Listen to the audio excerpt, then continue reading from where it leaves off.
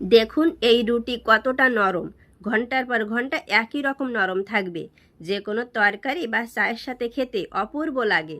সুজি রুটি বানানোর জন্য প্রথমে কড়াইতে একটু জল দেব, জলের ভিতর দেব লবণ। জলের সাথে লবণটা ভালো করে মিশিয়ে নেব। জল গরম হয়ে গেলে সুজি দেব। মনে রাখতে হবে যতটা সুজি নেব তার ডাবল জল নেব। এবার অল্প আঁচে ভালো করে শক্ত করে একটা সুজির ডো তৈরি করে নামিয়ে নিতে হবে। এবার একটা প্লেটে নামিয়ে মেলিয়ে ঠান্ডা করে নেব। হালকা গরম থাকতে এর ভিতর দিয়ে দেব হাফ বাটি আটা।